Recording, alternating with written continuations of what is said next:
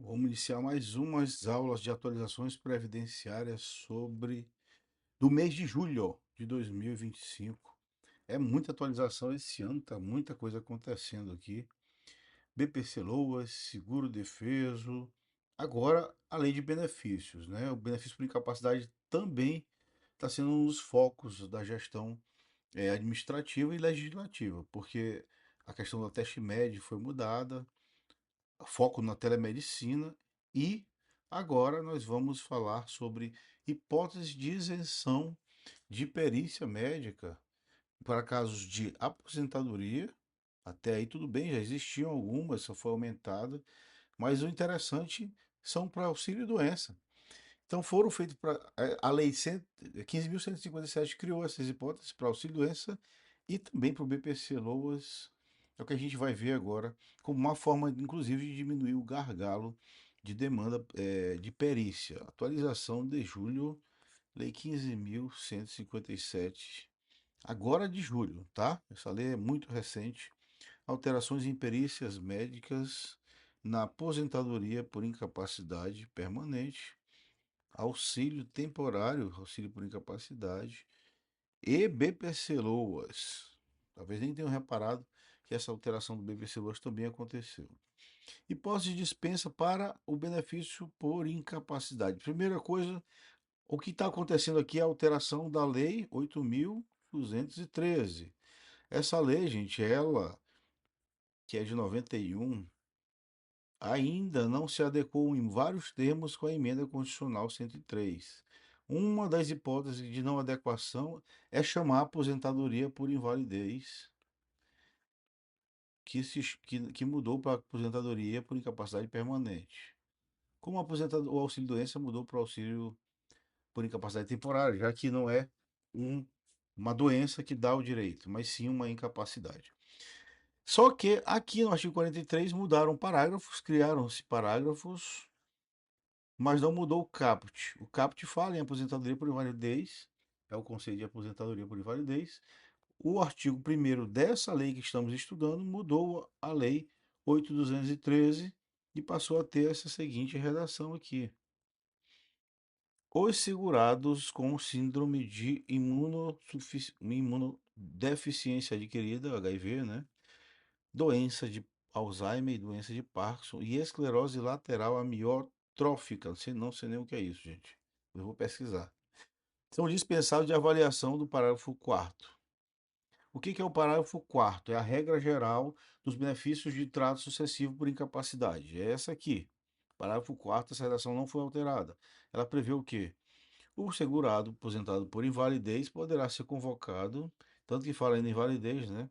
A qualquer momento para avaliação das condições que ensejaram o afastamento ou aposentadoria, concedida judicial ou administrativamente.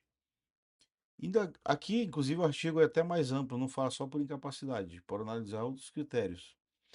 Mas, se for judicial, quando analisa a carência e a qualidade de segurado, é um outro assunto. O INSS não pode revisar administrativamente, viola a coisa julgada, mas é um outro assunto.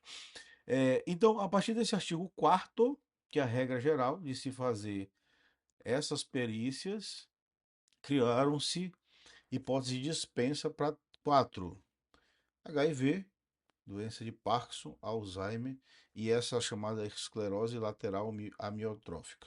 Vamos lá. Alzheimer e doença de Parkinson são doenças de limitação avançada cognitiva, né? Provavelmente há uma presunção médica de irreversibilidade. Talvez possa ter medicamentos, enfim, terapias para evitar a progressão. Mas a reversibilidade para que a pessoa fique pronta é bem provável que não, porque senão não tornaria isso definitivo para a aposentadoria.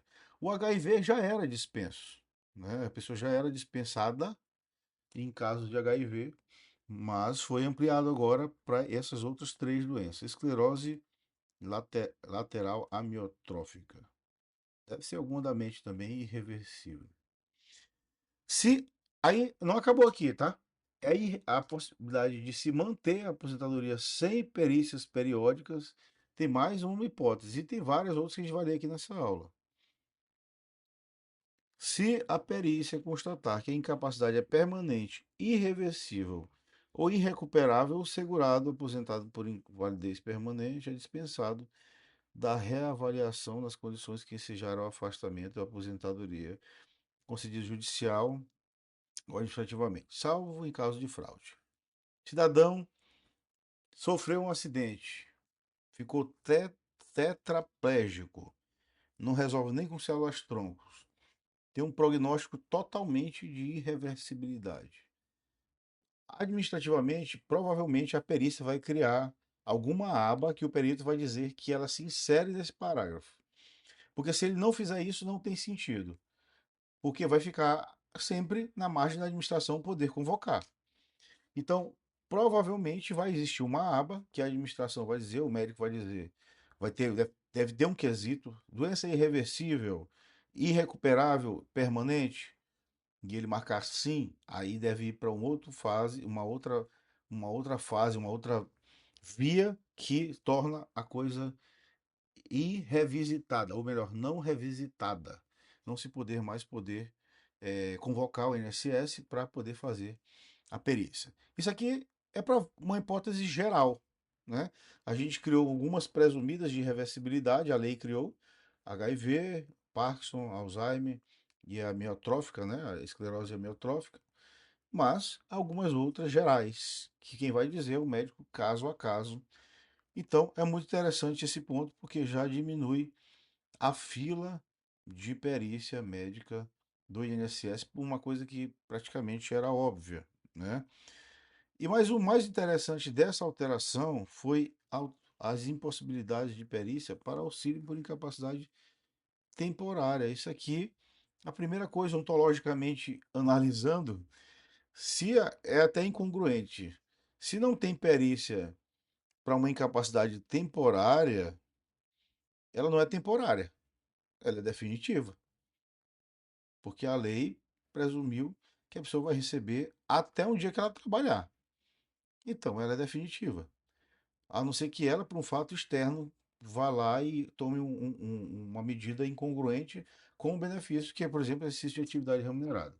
Então, aqui é incongruente isso. Então, é uma benesse muito grande para o segurado. Os segurados com síndrome de imunodeficiência adquirida, doença de Alzheimer, Parkinson e esclerose lateral amiotrófica são dispensados da avaliação do parágrafo 10. O que diz o parágrafo 10? O segurado com auxílio, de auxílio-doença concedido judicial ou administrativamente poderá ser convocado a qualquer momento para avaliação das condições que desejaram a concessão do benefício. Observado o artigo 101, a gente vai já falar do artigo 101. Ou seja, o auxílio-doença também tem uma hipótese de dispensa presumida, ou melhor, de incapacidade permanente presumida para um auxílio temporário. É isso que está acontecendo aqui. Na prática, senhores, o HIV, por exemplo, passou a ter um espaço, não digo confortável, mas passou a ter um espaço de maior aceitabilidade, talvez pelo estigma social. A lei passou agora a ter mais essa visão sobre ele, uma visão mais confortável, digamos assim, mais inclusiva por exemplo, alguém que tem HIV e clinicamente é totalmente bom, não está passando nas fases de crise. Essa pessoa teve auxílio doença e não vai ser cessado por agora pela presunção legal de incapacidade. Talvez pensou-se aí no estigma social que ainda existe muito. Correto? Eu penso que é correto, sim. Só achei incongruente essa impossibilidade de revisão de um benefício que tem natureza temporária. Mas enfim, o HIV está cobertado por aqui e isso é muito bom, tá? A gente vai então para aquele artigo 101. O artigo 101 ele traz umas previsões gerais para os benefícios, só que ele especificamente para os por incapacidade. Quais são os três por incapacidade? Auxílio doença, temporário por incapacidade, aposentadoria por invalidez e o auxílio acidente. Ele fala o que nesse artigo? A possibilidade também de revisões periódicas, submissão à reabilitação profissional e outras e as revisões temporárias, né? Ou melhor, as periódicas. O que tem de diferença nesse artigo aqui? E tratamentos médicos, desculpa, eu acabei esquecendo. Tratamentos médicos, exceção de transfusão de sangue, que não é obrigado. O artigo 101, ele prevê a possibilidade de revisão também periódica de submissão do à perícia médica, dos três benefícios: auxílio-doença, aposentadoria e auxílio-acidente. Só que ele amplia o titular do benefício. O melhor, o titular do benefício. Não é só submetido a ele quem está aposentado ao auxílio-doença, mas também o pensionista inválido. Tá? Então aumentou aí o caso para pensões inválidas que também estão na hipótese de dispensa. A redação diz o seguinte: observado o disposto no parágrafo 4º, 5º e 6º do artigo 43, que foram os que foram criados agora, vou já voltar para eles, o aposentado por incapacidade permanente e o pensionista inválido. Ou seja, até bem aqui, a redação era repetida. O artigo 43 já falava isso. Então acrescentou-se o pensionistas inválidos que não tenham retornado à atividade são isentos de exame de que trata o inciso 1 do artigo caput. Inciso 1, diga-se perícia revisional, digamos assim. Revisional. Tá dando para entender minha letra aí, gente? Tá não, né? Mas deu para escutar e entender o que eu estou falando. Beleza? Ou seja, resumo da ópera. Acrescentou-se ao pensionista inválido as hipóteses de dispensa de perícia previstas agora para aposentadoria por capacidade permanente. Quais são? Aqui existe nesse artigo 101, já existia duas hipóteses de dispensa de perícia aposentadoria por invalidez. Quem tinha mais de 60 anos estava aposentado por invalidez. Fez 60 anos, não passa mais para a perícia. Isso já existia. Também o HIV, mas também o HIV estava no 43. Mas também aqui nessa hipótese, quem tinha mais de 55 anos e estava recebendo o benefício há mais de 15 anos. Então essas hipóteses já eram de dispensas e elas continuaram aqui. Acrescentou-se o que nesse caso? O pensionista aqui, inválido, tem que observar o parágrafo 5º e o 6º. E o parágrafo 5º e o 6º é aquele que nós lemos aqui: Alzheimer e as doenças irrecuperáveis. Então tá aqui, ó, a seta pro lado daqui, que o lado ali não estava aparecendo. O cidadão que tem Alzheimer, Parkinson, HIV, esclerose amiotrófica ou uma doença incurável e irreversível, que é pensionista, também está isento da perícia.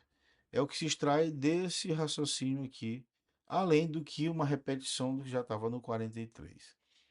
Aqui foi a leitura que nós fizemos da inovação para benefícios por incapacidade, por sinal muito boa, porque torna desnecessário ficar fazendo perícia, ocupando a agenda de médico para analisar uma coisa de benefício que é irreversível ou umas doenças que não têm prognóstico nenhum de melhora, como um Alzheimer ou um pau de Parkinson, né?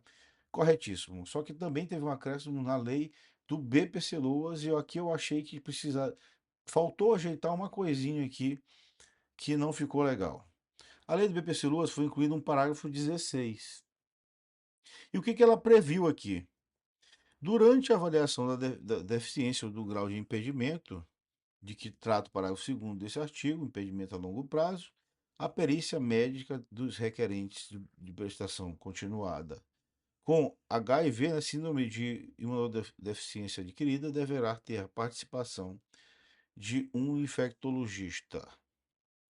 Essa alteração também ela foi colocada lá no artigo 43, o HIV.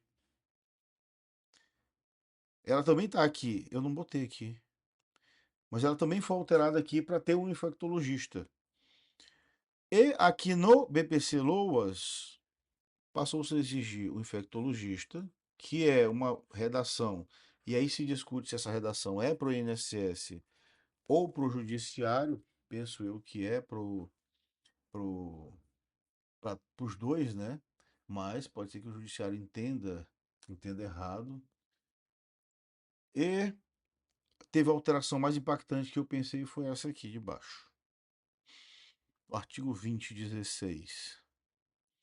É, esse é o 20, tá? Esse outro aqui é o 21. Durante a avaliação, ou a tela dispensou, é essa aqui. O artigo 21. Vejam bem, o beneficiário do BPC Luas é dispensado da avaliação periódica, desde que ela seja irreversível, irrecuperável e permanente. Beleza, salvo fraude. Ok, tá aí beleza. Mas no HIV, ó, no HIV não tem a previsão de isenção de perícia como tem lá no por incapacidade. Ou seja, senhores, os dois têm a mesma vulnerabilidade, dependendo do benefício assistencial previdenciário, um passa por perícia e outro não está passando por perícia. Eu acredito que a lei seria mais congruente se ela tivesse colocado aqui pro HIV essa mesma benesse. Veja-se que o HIV, a lei criou benesses que dispensam a perícia para benefícios previdenciários, mas não para o BPC Luas ainda permanece a obrigação de revisão periódica, tá bom? Ou seja, essa obrigação de revisão periódica continua para o HIV no BPC Luas, mas não para o benefício assistencial, o previdenciário, tá? E, além disso, o rigor que foi feito inicialmente sobre a exigência do infectologista, ela foi abrandada aí depois com a ampliação, infectologista para HIV, tá? Com a ampliação dos tipos de doença que se presume irreversibilidade, além da possibilidade geral de o perito dizer que naquele caso específico é irreversível e não precisa mais de perícia. E isso para auxílio-doença, para auxílio por incapacidade e para o BPC-Loas, tá bom? Isso é muito bom porque provavelmente ajuda a diminuir a fila, o passivo dos benefícios das perícias, tá bom? Ficamos por aqui, um forte abraço e até a próxima.